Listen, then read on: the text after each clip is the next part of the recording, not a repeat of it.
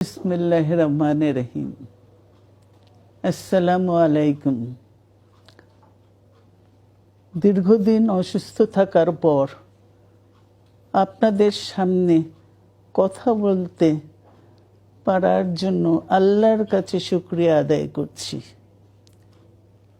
আমার কারাবন্দী অবস্থায় আপনারা আমার কারামুক্তি ও রোগ মুক্তির জন্য সংগ্রাম করেছেন, দোয়া করেছেন। সেজন্য আমি আপনাদের সকলকে ধন্যবাদ জানাচ্ছি। দীর্ঘ আন্দোলন সংগ্রাম ও ত্যাগের মধ্য দিয়ে আমরা ফ্যাসিবাদী অবৈধ সরকারের কাছ থেকে মুক্তি পেয়েছি। আমি আন্তরিক ধন্যবাদ জানাতে চাই আমাদের বীর সন্তানদের, যারা মরণপণ সংগ্রাম করে এই অসম্ভবকে সম্ভব করেছে। শত শত শহীদদের জানাই শ্রদ্ধা। এ বিজয় আমাদের নতুন সম্ভাবনা নিয়ে এসেছে। দীর্ঘদিনের নজিরবিহীন দুর্নীতি,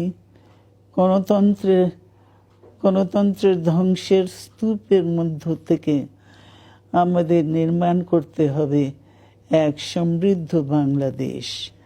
ছাত্র তরুণরাই আমাদের ভবিষ্যৎ।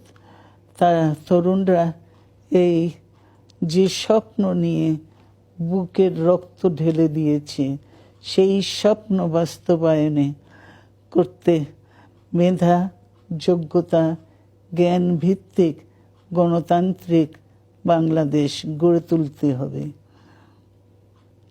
শোষণহীন সমৃদ্ধ বাংলাদেশ। সকল ধর্মের গোত্রের অধিকার নিশ্চিত করতে হবে। শান্তি,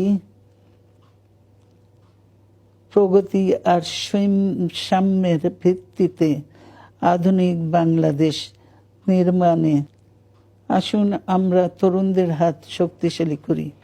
ধ্বংস নয়, প্রতিশোধ নয়, প্রতিহিংসা নয়, ভালোবাসা, শান্তি ও জ্ঞান ভিত্তিক সমাজ গড়ে তুলি। আল্লাহ হাফেজ। বাংলাদেশ জিন্দাবাদ।